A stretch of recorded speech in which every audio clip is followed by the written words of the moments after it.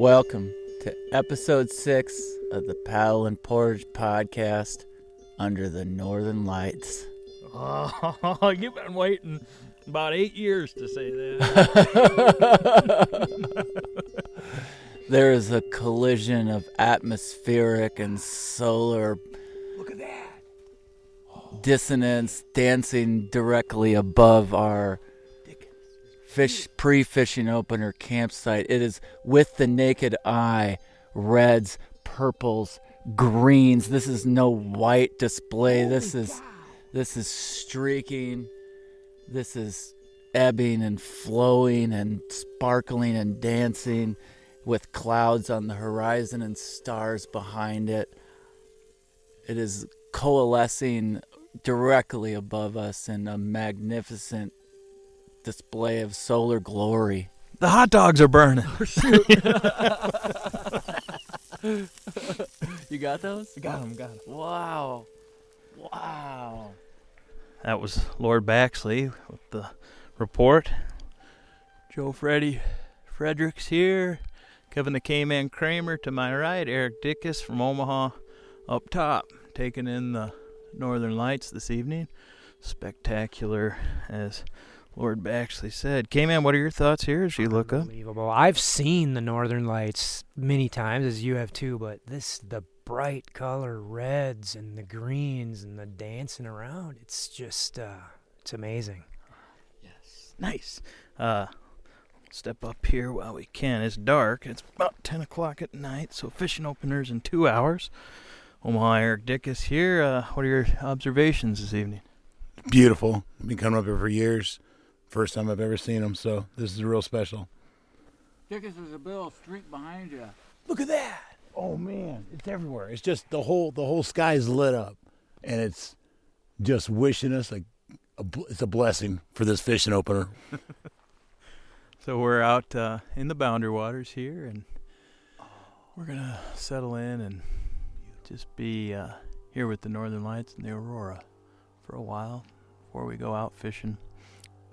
And we've seen some walleye swimming even right here from camp. So really spectacular night. This is one we will not ever forget. And it's Look at that! It's a beautiful, beautiful night out here in the boundary waters. My goodness. Wow. My goodness. Look at it. It's moving all over.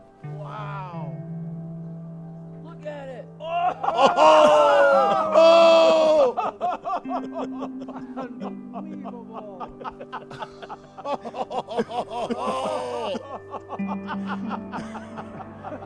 It's like it's the best show in the world.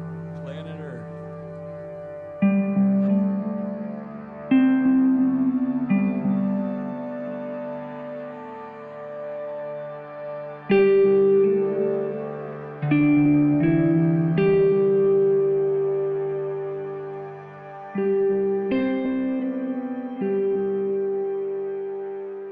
Are you worried that you might have a hard time falling to sleep tonight, both because, we want to maybe take a cast at midnight, but also because you took this long power nap?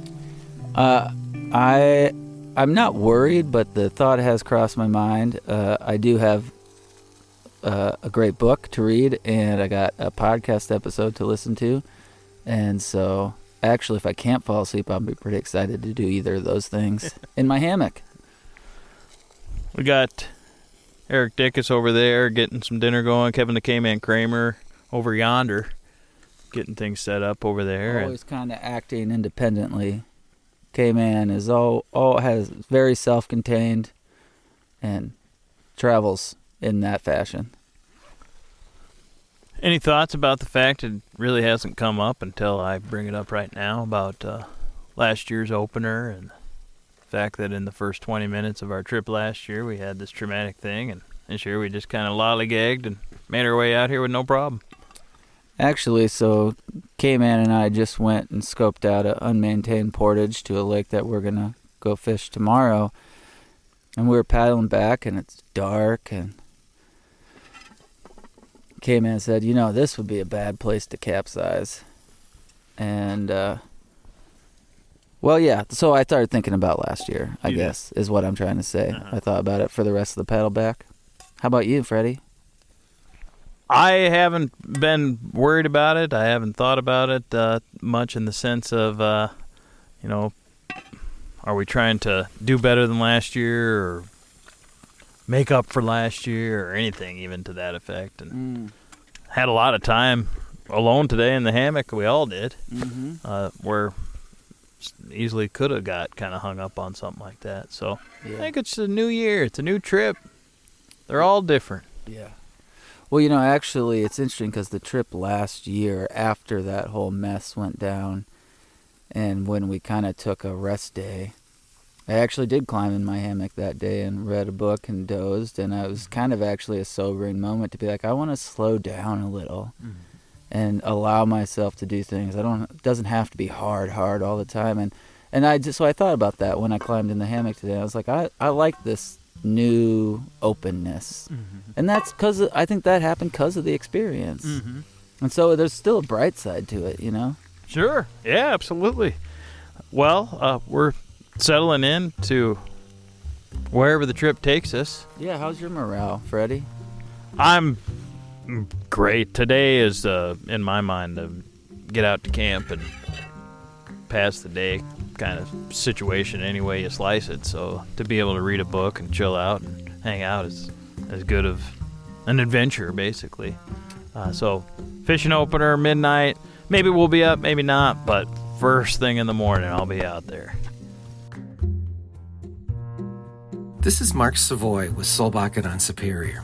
Solbakken has 6 motel rooms and 6 charming cabins located on the shores of Lake Superior. The motel rooms are the perfect place to stop over either on your way in or your way out of the Boundary Waters canoe area. Visit our website at www.solbakkenonsuperior to make your reservations today. This episode of the Paddle and Portage podcast is supported by Voyager Canoe Outfitters, located at the end of the Gunflint Trail near Grand Marais. Voyager outfits your Boundary Waters trip with as much or as little gear as needed. From fully furnished cabins near the Wilderness Line to complete outfitting canoe trips, Voyager has you covered. Head to VoyagerOutfitters.com to book your trip or call 218-388-2224. You can mention Paddle and Portage and the podcast. You can get 10% off your trip. So be sure to mention Paddle and Portage when you call or book online at Voyager Canoe Outfitters. Offer valid only on future reservations for the 2024 season. And this episode of the podcast is brought to you by Sven-Saw. They're the first and still the finest folding saw. They're manufactured in Minnesota of all metal, recyclable parts. Sven-Saw is the perfect saw for any outdoor adventures, be it to the wilderness or in your backyard. They're safe, light, first in class for its durability. Sven-Saws provide a lifetime of adventures, and they cut through wood like a knife through butter. When you head into the BWCA, be sure you have a Sven-Saw.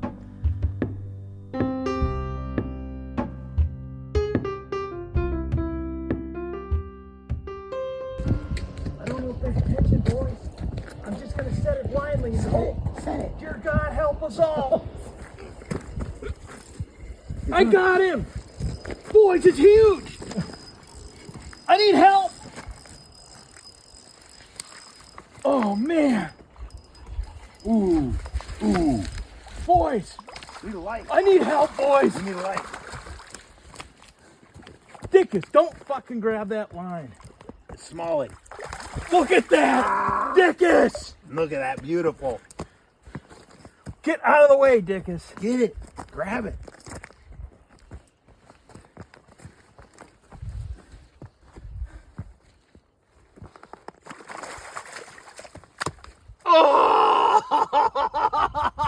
Oh! Put your headlamp down. Holy cows. What is that? Walleye. That's a walleye? Kman, look at this. Oh my God. Oh my God.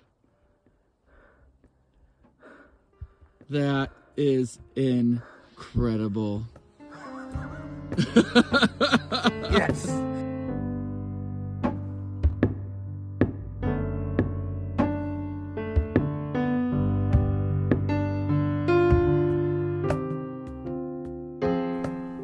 end of day 2 fishing opener trip into day 1 of fishing season 2024 open water. And the sun is going down. We'll have full bellies. And I'm sitting here with Erik Dickes. A little recap of our day. What's a little recap of your day, Erik Dickes? It's a great morning. Woke up, had a little breakfast, a little snack, and snuck out on the early, calm water of Crystal Lake. And it was crystal clear. It was like glass. First few casts, get out there, Lakers on. First fish of the season. And my first Laker ever caught in open water. So that was a cool moment for me. We continued fishing. Everybody caught fish today, and that was the best part of it. Made some long portages to a couple remote lakes and caught some massive brookies. It was just a great day and the great time with all the people that were in the group. I love seeing everybody smile. I love seeing everybody happy. And I couldn't imagine doing this with anybody else. Yeah, this was sort of a big, it's our comeback from 1 year ago. 4 of us being out here for the first time together, right? Yep. For the first time. First time I got to go to opener. Met Kman and of course I knew you and Joe, but it was a emotional trip. Joe almost died 15 minutes into the trip, and it's hard to work through all that stuff, but I feel like I've known Kman longer than I actually have now because of all we've been through. And you two, of course, we're closer than ever.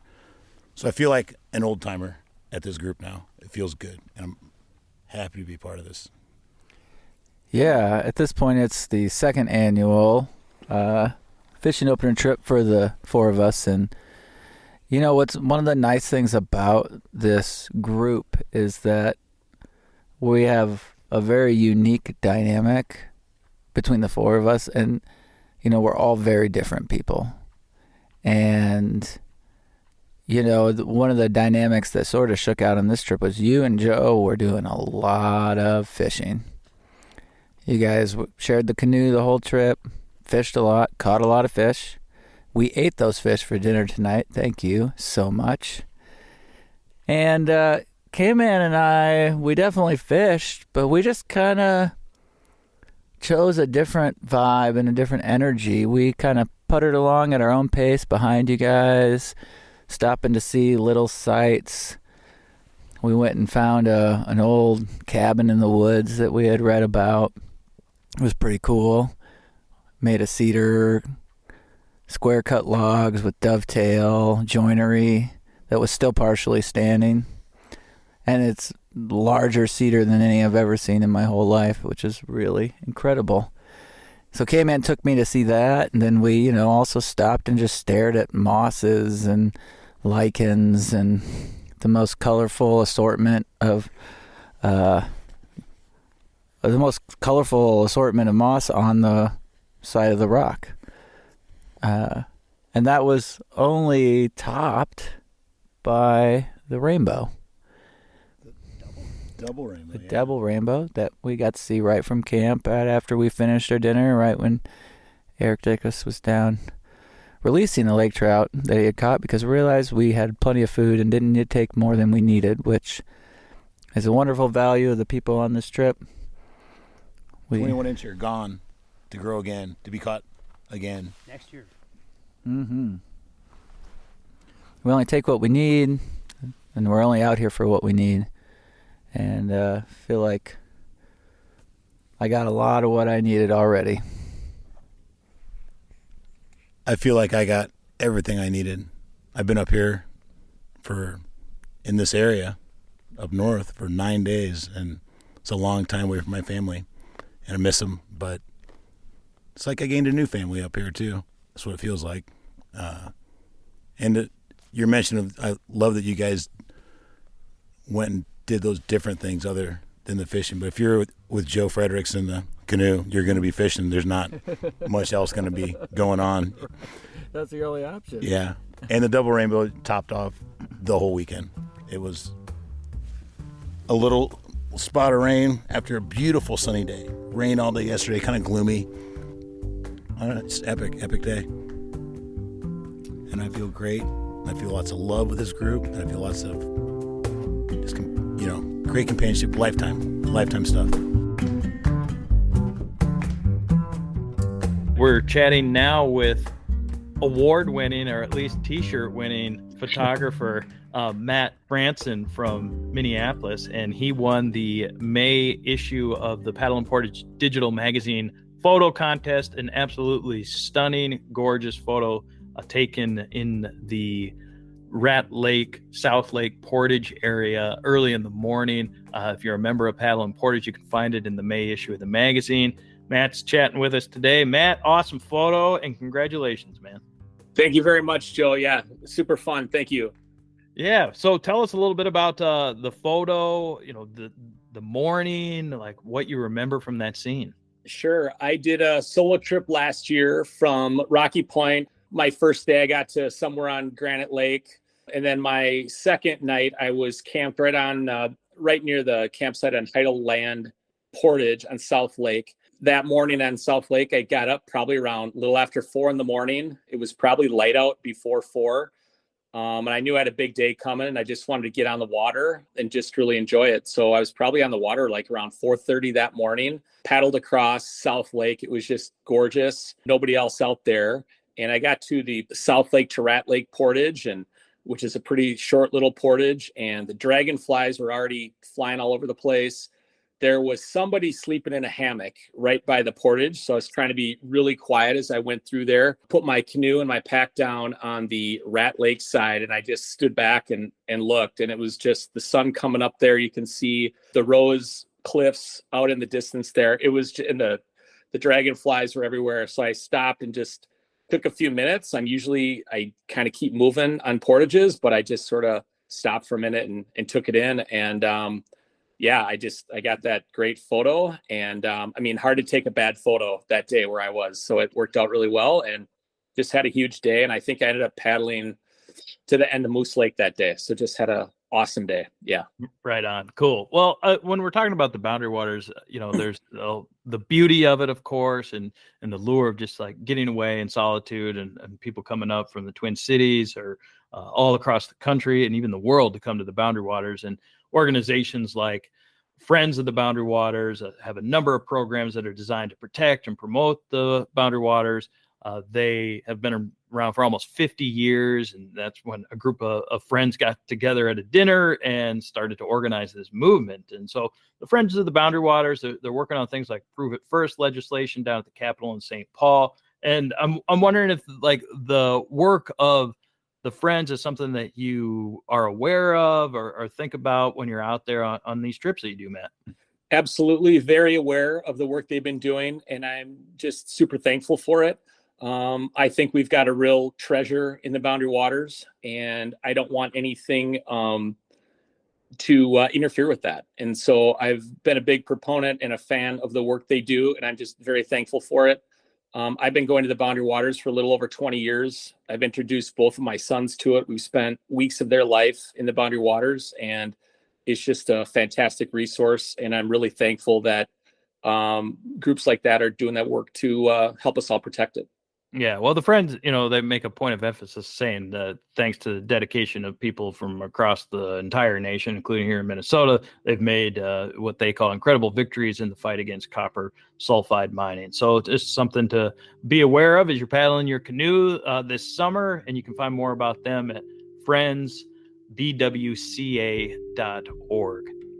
Matt, thanks again for taking that awesome photos and submitting that to our photo contest at Paddle and Portage, and congratulations. Hope you can rock that Paddle and Portage shirt around the Twin Cities for us. We'll absolutely do that. Thank you so much, Joe. Really appreciate it.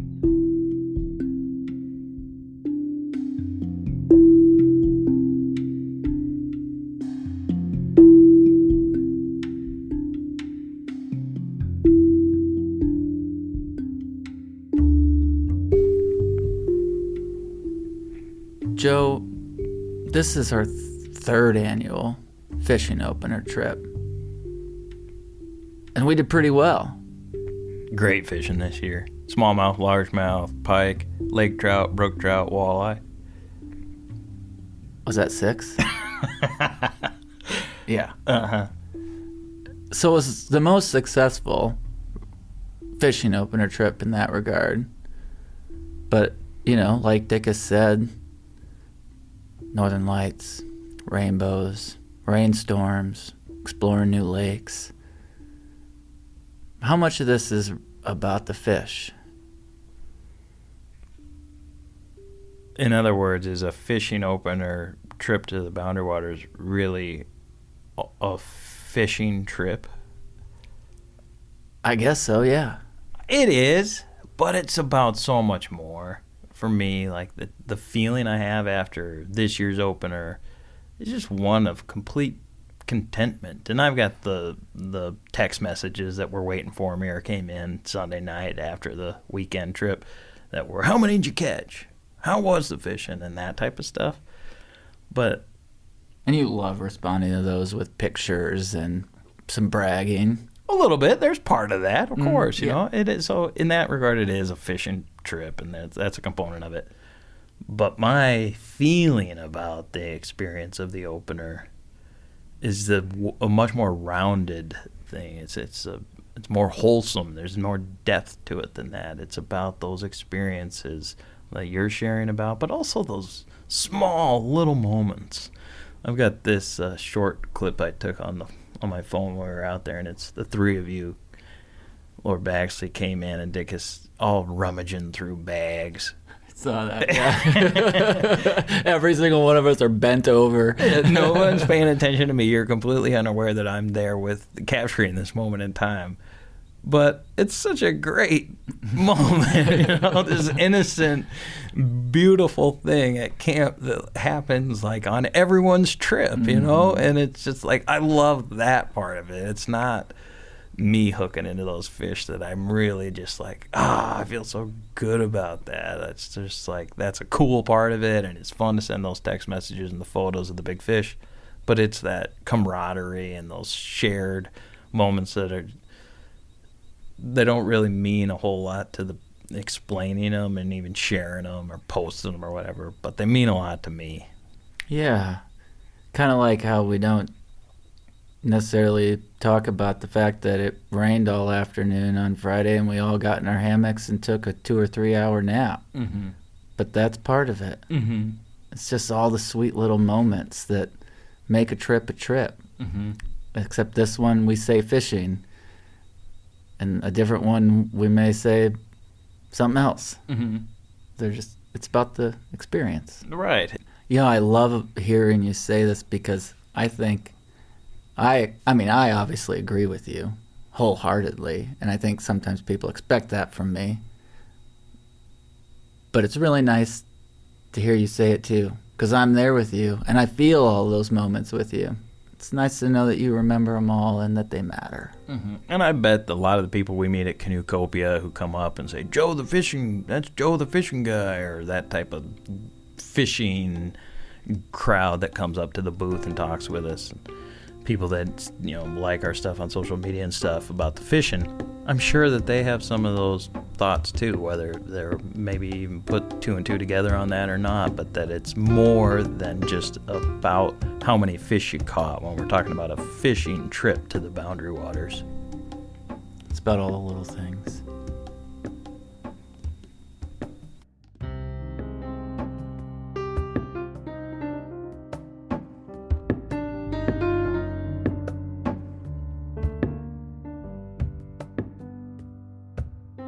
Hey, it's Travis Williams, and you wrote that piece for the Paddle and Portage magazine about the Willamette River in Oregon. Fantastic piece, and you are also involved with the Minnesota Canoe Museum in Ely. What's happening, man? Yeah, hey, thanks, Joe. I happen to be in Oregon a lot of the time, where I work in the nonprofit realm, but that's my wife and I love to spend time in the Northwoods, and having been up around Ely, we became acquainted with this cool nonprofit called the Minnesota Canoe Museum. That's mncanoemuseum.org. And it's a great enterprise that is working to kind of tell the story of the history of canoes in the Northwoods and more broadly in Minnesota, just given what an imprint these cool human-powered craft have on that particular state and how perfect it is for facilitating canoe trips of all types, whether it's in the Boundary Waters or somewhere else. So we have this neat little museum that's affiliated right now with the Ely Folk School, where we have several boats of both antiquity and more modern builds displayed in the nonprofit Ely Folk School. But right now we're kind of in a transition stage and we're working to establish our own permanent site in Ely. We're getting close to that. And in our minds, we need to let people know about this. It's such a great nonprofit displaying these fantastic old canoes, from ones that have seen extensive duty up around the Boundary Waters in Quetico, and others that are newer builds, but all of them have a story behind them that is uniquely Minnesotan. And we're just trying to pay tribute to these craft and enable people to see them and learn about them. All right. And what's the website again, Travis? It's mncanoemuseum.org. And people can also pop into the folk school in Ely and check out the boats and things you're talking about? Exactly, yeah. And the folk school has a whole range of programs. They have been really kind partners to this enterprise over the last decade. And we're just ready to provide a space where people can view more of these canoes and be able to facilitate that interpretation a little bit more precisely.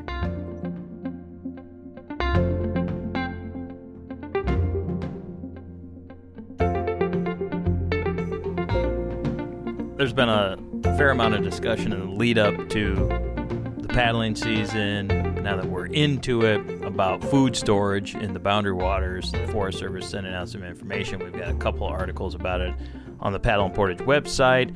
Just get yourself informed about the new requirements for food storage, which is the same as the recommendation always has been from the Forest Service. The only difference is now you could get a fine if you don't do it properly. So just get educated about that. I think, Lord Baxley, one thing we should be thinking about, though, in addition to just this food storage thing that's getting a lot of hype and shared all over social media, is the fact that the water's still cold. Like, it's the start of the paddling season, and we had our own scare last fishing opener. There's been 3 people that have died already in the Boundary Waters this year. Like, that's the safety issue that shouldn't be overlooked here. What are your thoughts about that? Yeah, it's heavy when we lose people as a paddling community in the place that we love, and I think necessarily invites us to take a look at ourselves and our trips. And no, I'd never want to think that something bad is going to happen, but remember when you're heading out there that it's real. There's some real dangers this time of year. Go slow, be cautious, and pay attention. We do have some stories about that as well. Some of those situations, even some discussion with some of the people who were involved in those scenarios at Paddle and Portage as well. Last thought about the food storage issue, which we've talked about multiple times on our episode today, is thanks to Stone Harbor for sending us out with one of the new bear container approved by the Forest Service and this grizzly management agency, as it's called. Stone Harbor sent us out with what's called a Ursack, and that's something that's on this list. They sell them down at Stone Harbor. They rent them. We used them on our trip and had 0 issues. So check that out at Stone Harbor. And thanks for them for sending us out with one.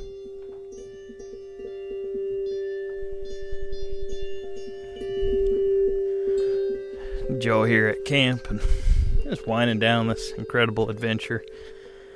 The opener evening. Thing about this trip, compared to last year in particular, the very memorable experience of going down the Temperance River and almost not making it out of that situation, is that sometimes an episode of the podcast doesn't need to have a huge plot twist or a big moment to make it interesting. And that's pretty much what this canoe trip was. had these amazing highlights along the way of northern lights and the rainbow and catching the fish and the boys finding the cabin in the woods and that kind of thing. But by and large, this was just a regular trip to the Boundary Waters with 4 people, 4 buddies, camping in the woods and just not really taking on some grand adventure beyond just the norm of a canoe trip to the Boundary Waters.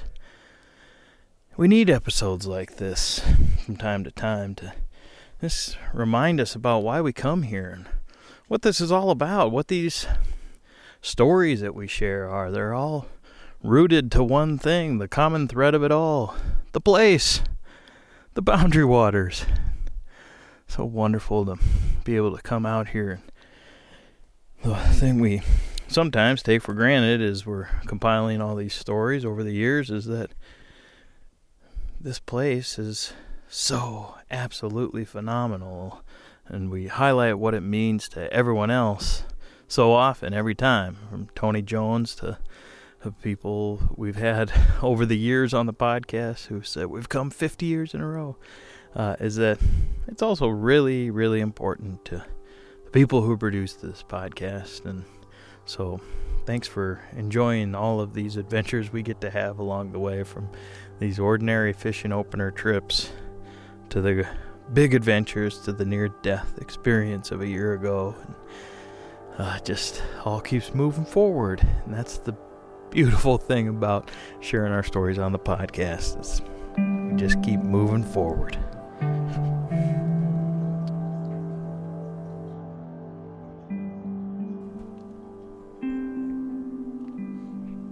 All right, Dickes, you got to hang the food pack.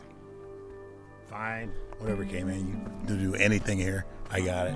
All right, we'll get a rock, tie the rope to the rock, and then throw the rock over the branch. It's got to be, remember, it's got to be 12 feet above the ground and 6 feet from each tree. Who made these rules? Well, the U.S. Forest Service, of course. Great. Give me a rock. Give me a rock. All right. That tree look good? That'll work. That should work. 40 feet in there. I got it. Here it goes.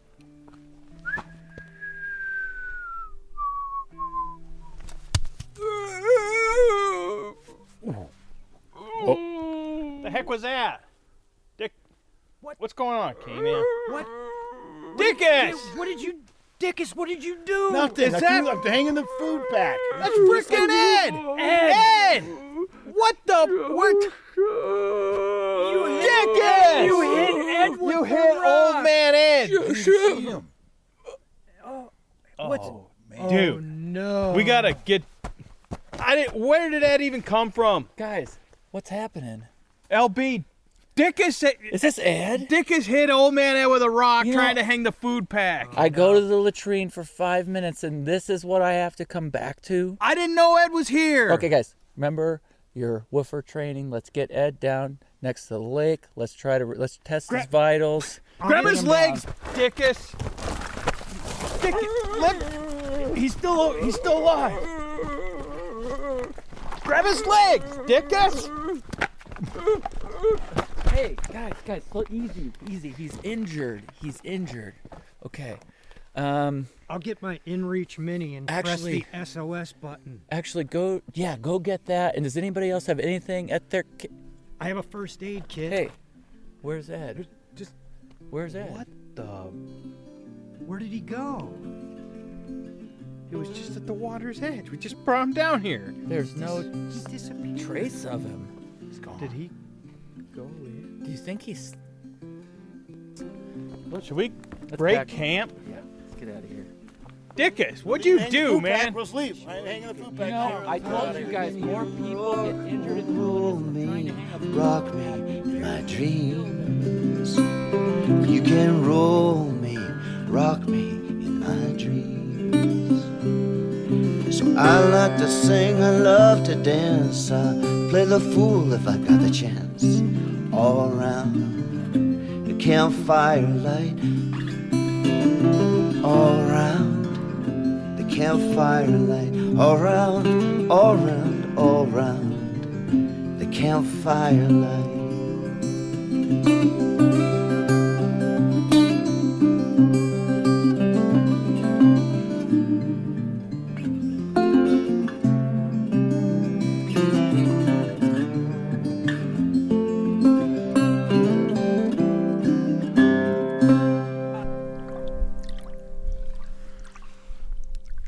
Oh man, it never dies.